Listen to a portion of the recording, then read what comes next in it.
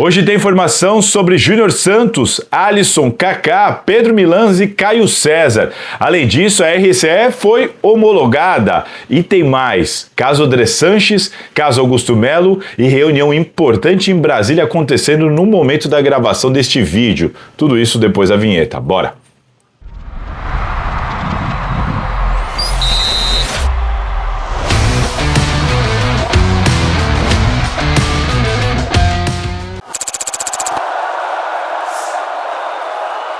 Fala pessoal, todo mundo vivão por aí? Antes de mais nada, meu agradecimento a todo mundo que participou da live de segunda-feira e já fica aqui o aviso. A ideia é manter toda segunda e sexta-feira às 10 horas da manhã, portanto, nesta próxima sexta-feira, 10 horas da manhã, liga aqui na Salazar TV que a gente deve ter live para falar muito de Corinthians e do que mais a gente quiser, tá certo? Já deixa o seu like, não esquece, ao final do vídeo assista inteiro, você vai sair daqui muito bem informado, aqui com muito mais informação do que opinião para manter você atualizado do que tá rolando de mais importante no Timão com o jornalismo profissional, você já conhece. Então não deixa de deixar o seu like aqui porque ajuda bastante e vamos que vamos para as informações.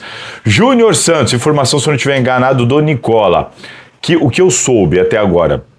Para quem não lembra, o Corinthians tentou a contratação do Júnior Santos lá atrás, não deu certo e o Júnior Santos foi para o Botafogo. Foi muito bem um dos protagonistas do título do Botafogo na Libertadores. O Galo pagou cerca de 8 milhões de dólares, levou ele para o Atlético Mineiro, mas o Atlético Mineiro ele não jogou da mesma maneira.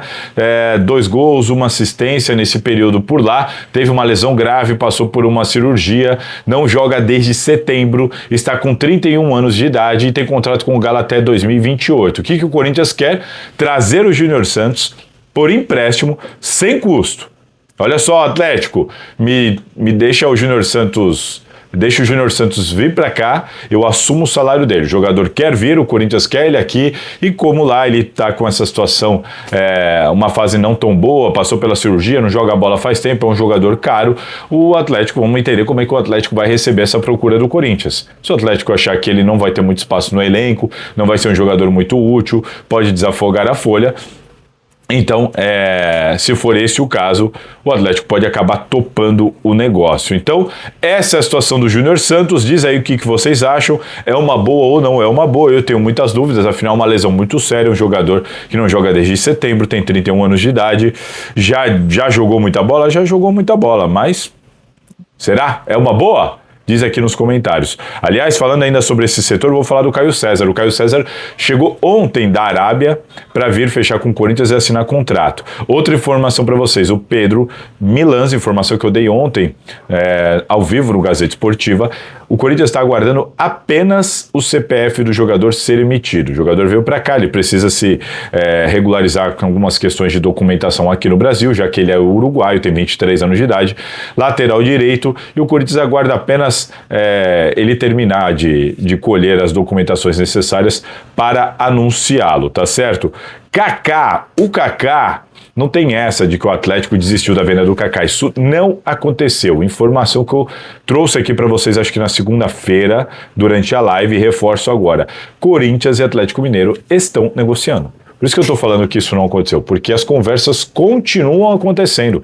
Há contato, há conversas no sentido de abater a dívida que o Corinthians tem com o Alex Santana, cerca de 2 milhões de dólares, se eu não estiver enganado, agora me fugiu, mas acho que se eu não me engano, são 2 milhões de dólares, era 1,8, mas já está em 2 milhões de dólares, o Corinthians quer abater isso e deixar o Kaká ir em definitivo para o Atlético Paranaense, tá certo?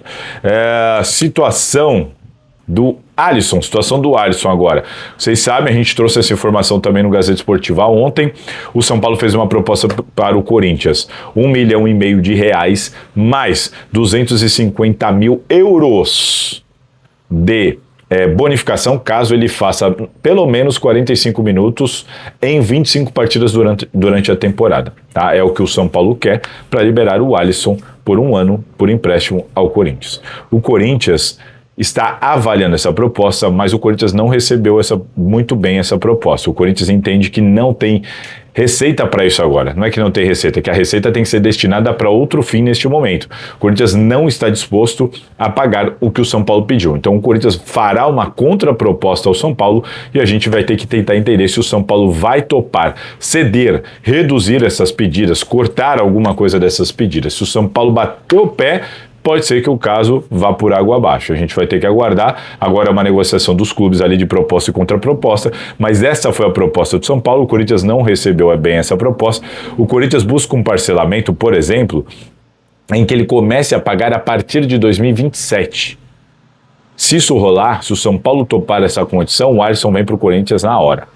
O Corinthians fez alguns adiantamentos e entende que não pode comprometer essa receita neste período agora até 2027. Se o Corinthians puder pagar a partir de 2027, aí o Corinthians topa fazer negócio. Mas será que o São Paulo vai topar isso? Essa é a questão. Portanto, senhores, a coisa está equilibrada, não dá para dizer que está mais para cá ou mais para lá.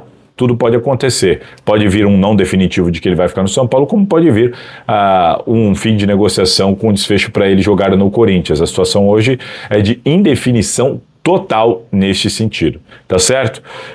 Que mais? O Corinthians soltou uma nota oficial na manhã desta quarta-feira. Vou ler aqui a nota oficial que chegou agora há pouco. Diego Palacios. O Corinthians informa que estendeu o empréstimo do lateral esquerdo, Diego Palacios.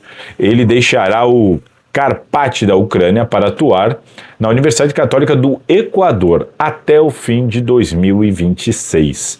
Com o empréstimo do atleta até o final do ano, o Corinthians gera uma economia de 2.600.000 reais em sua folha. O Corinthians, somando o salário dele aí, vendo quanto que gastaria até o final do ano, e destacando que o Corinthians estendeu este empréstimo justamente para ele jogar em outro clube e o Corinthians não pagar absolutamente nada nesse sentido. Aliás, outra informação que eu trouxe no Gazeta Esportiva, se você não viu lá, você vai ficar sabendo agora, é de que o Félix Torres foi para o Internacional vai pagar o salário em CLT do Félix Torres e o Corinthians vai pagar o direito de imagem inteirinho do Félix Torres enquanto ele joga no Internacional. Já eu vou falar de RCE, de André Sanches, de Augusto Melo, mas agora é hora de falar de uma reunião em Brasília que o Corinthians está participando. Leonardo Pantaleão e Charles, que é o funcionário do Corinthians que lida com essa parte de ingressos e tudo mais há muitos anos no Corinthians. Deixa eu pegar aqui algumas informações que eu tenho anotadas.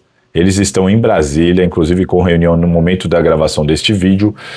Informação para você que vai para Brasília: os portões serão abertos aos torcedores 4 horas antes do jogo. Isso é raro, isso normalmente não acontece, mas a partir do meio-dia você vai poder entrar no estádio no Mané Garrincha. Outra coisa importante: o Corinthians ficou com os setores oeste e sul do estádio Mané Garrincha para a torcida do Corinthians, leste e norte para a torcida do Flamengo. A torcida do Flamengo ficará de frente para a televisão. Você pode ficar bravo com essa notícia, mas isso foi definido por sorteio.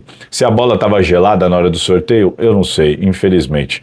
Outra coisa: cerca de 7.500 ingressos serão destinados às torcidas organizadas do Corinthians. Informação importante. Outra coisa: as organizadas, todos os adereços, faixas, instrumentos, tudo mais, tudo que tiver que entrar no estádio tem que entrar com 1h30 de antecedência, senão não vai entrar.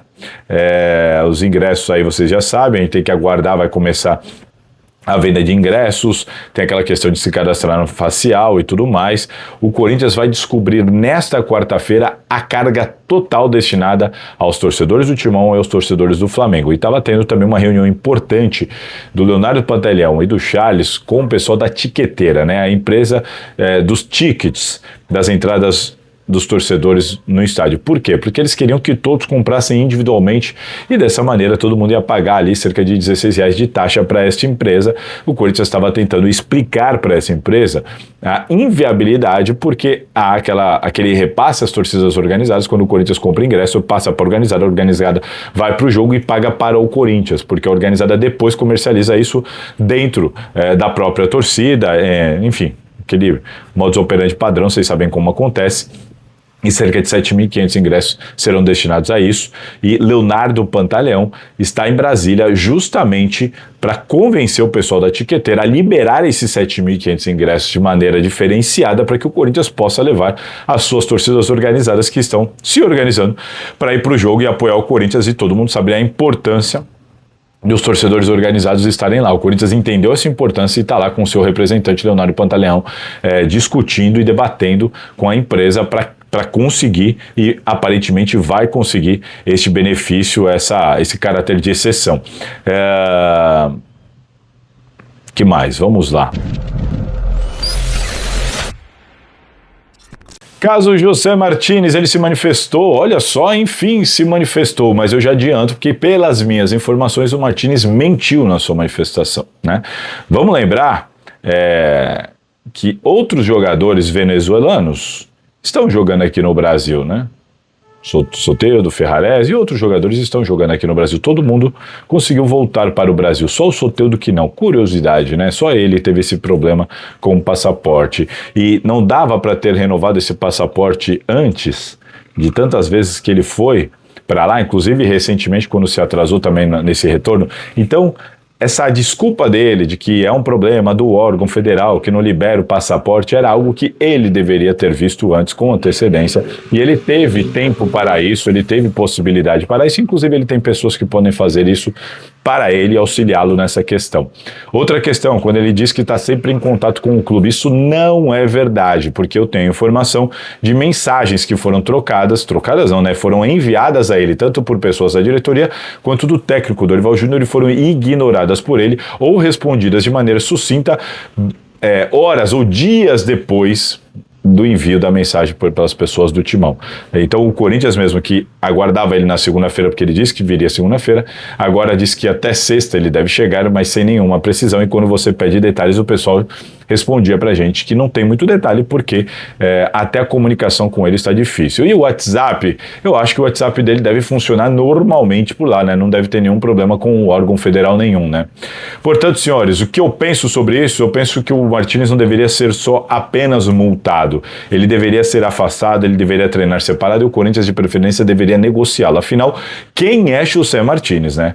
Não é nenhum craque de bola, não é nenhum gênio, não é um jogador extremamente comum e que usa e abusa do Corinthians e da falta de respeito com o Corinthians. Informação exclusiva que eu trouxe aqui e na Gazeta Esportiva. Esta é a 4ª vez. Então essa é a explicação para dessa vez, e qual que é a explicação para as outras 3 vezes? Então vamos falar das outras 2 que o Fabinho Soldado encobriu, mas que ele sim também não se reapresentou na data marcada. Então vamos lá. Então que venham as explicações para as 4 vezes em que ele não se reapresentou na data marcada. Assim, para mim, tá muito claro que é um padrão, é uma falta de respeito absurda, e o Martínez, pelo amor de Deus, né, tá longe, não é o Marcelinho Carioca. O Corinthians não tem que ficar se rebaixando para um jogador desse. Um jogador desse não tem que chegar no Corinthians, vestir a camisa e sair jogando, porque ele não tem nem futebol para isso, quanto mais o respeito com a camisa do Corinthians. Então, naquela nota oficial, que ele não vê a hora de jogar com a Neoquímica Arena lotada e com a Fiel, bibibi, bababá, pelo menos isso não me comove em absolutamente nada. Esse papo de texto escrito por assessor não me comove em absolutamente nada. O Corinthians precisa ser duro com ele, a intenção do clube é multá-lo no máximo que a lei permite, cerca de 40%, acho mais do que correto. Repito, é a 4ª vez que ele faz isso, é uma falta de respeito, é achar que todo mundo é bobo, contar qualquer história para boi dormir, não atende as pessoas do clube do Dorival Júnior como deveria atender, e de novo, pela 4ª vez, reincidente nessa questão de atraso. Para mim, o Corinthians deveria inclusive negociá-lo, beijo, abraço, e vai jogar bola em outro lugar, porque o Corinthians tem que se dar ao respeito. Pelo menos essa é a minha opinião. Diz aí o que vocês acham sobre isso, tá certo? Bora falar de André Santos, Augusto Melo e RCE? Bora!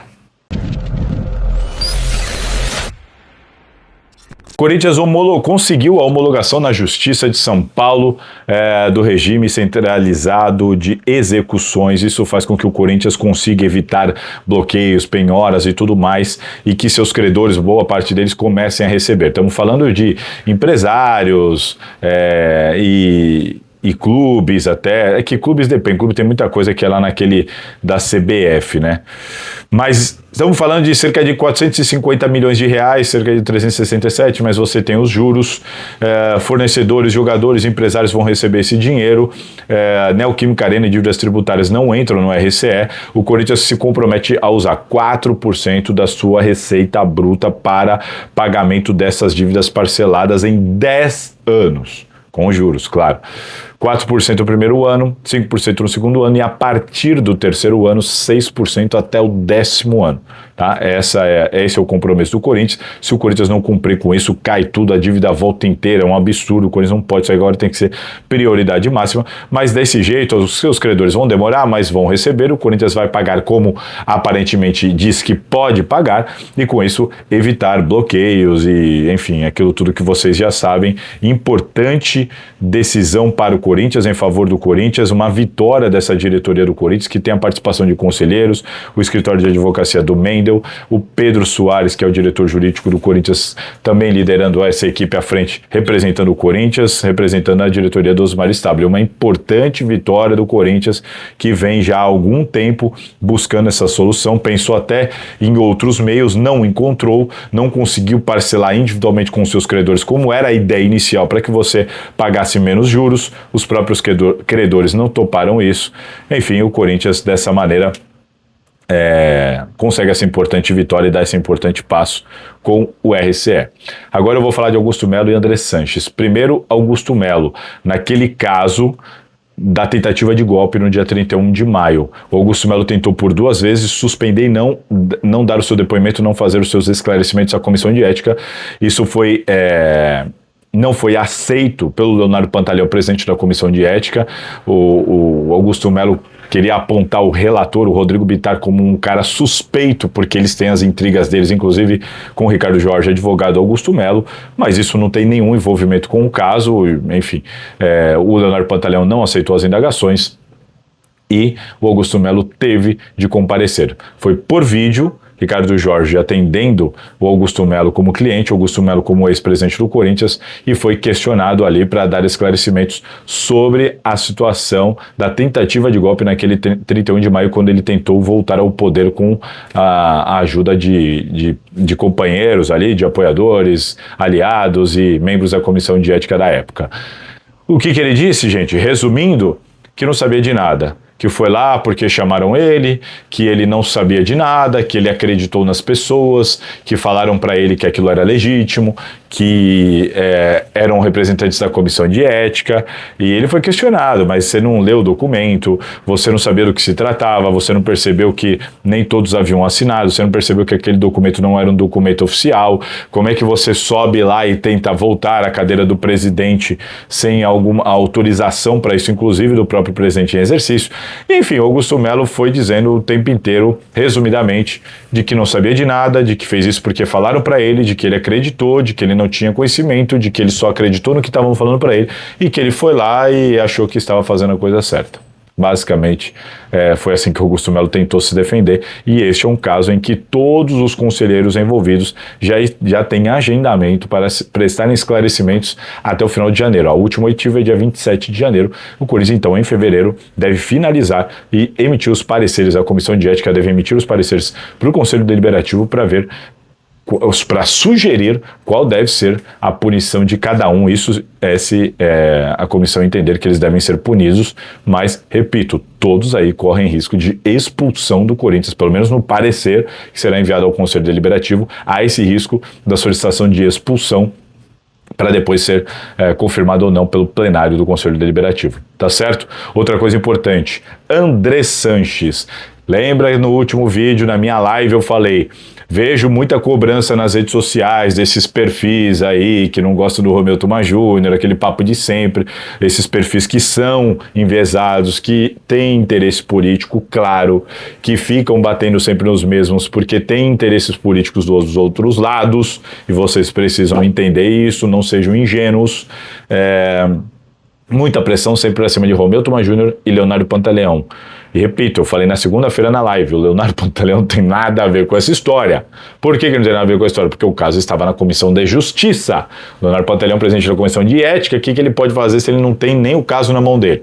A Comissão de Justiça, então, hoje é quarta, foi na segunda-feira, enviou o parecer para o Romeu Tuma Júnior, dizendo que o André Sanches precisa ressarcir o clube.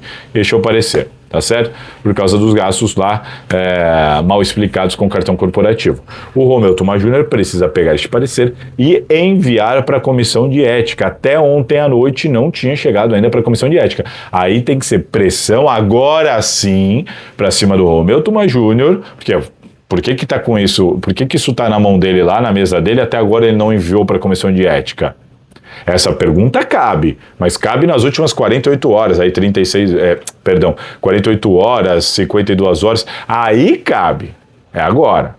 Ele envia para a Comissão de Ética, e aí o Leonardo Pantaleão vai pegar o caso, ler, analisar e soltar o parecer dele para o Romeu Tuma Júnior de volta. A minha informação é de que Leonardo Pantaleão deve emitir um parecer sugerindo a expulsão do André Sanches. A minha informação é de que ele deve fazer isso.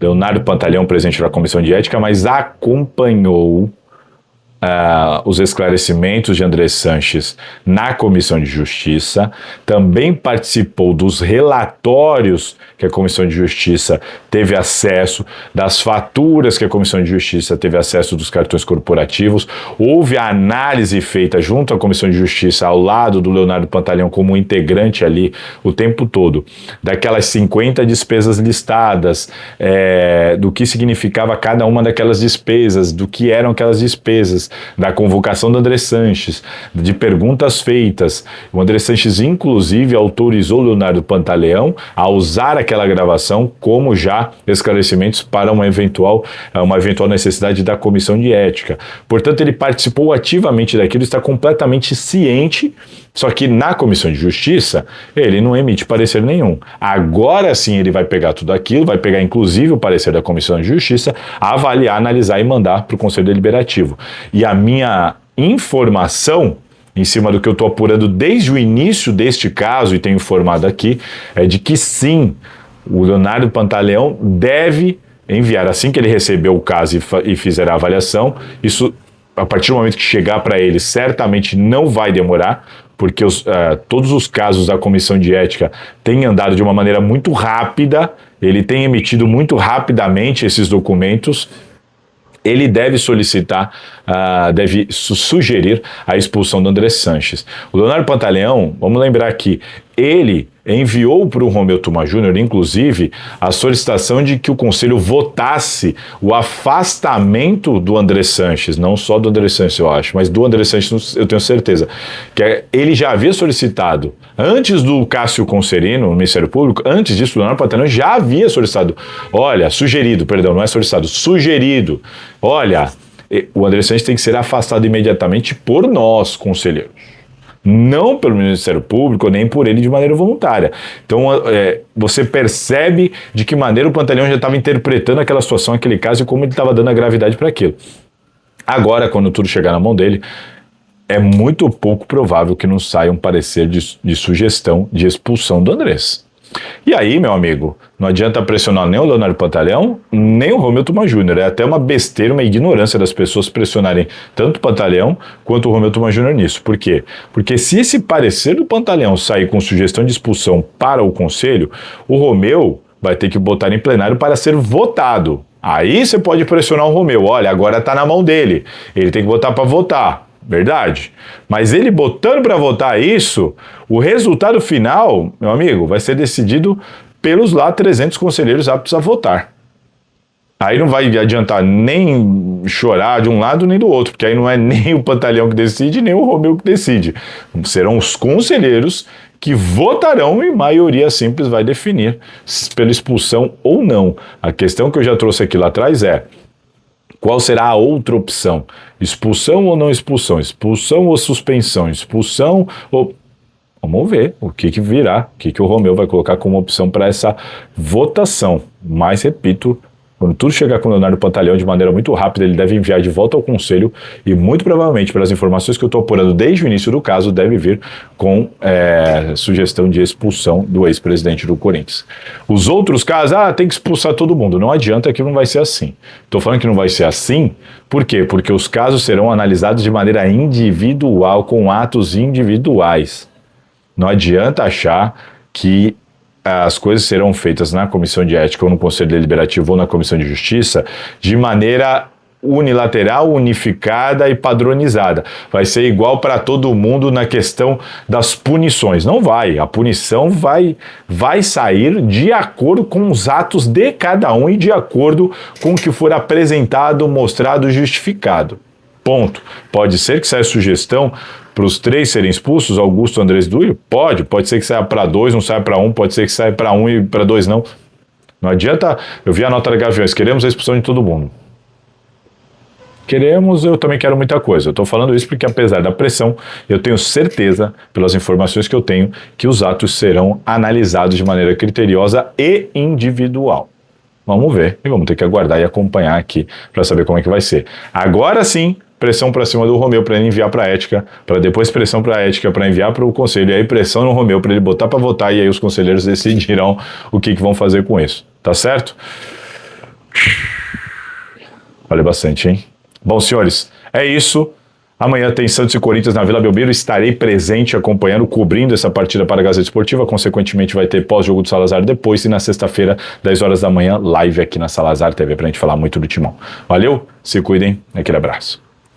E aí, curtiu? Bom, já deixa aqui nos comentários então a sua opinião, se inscreva e compartilhe esse vídeo. E fica de olho, porque sempre vai ter conteúdo interessante para você aqui na Salazar TV.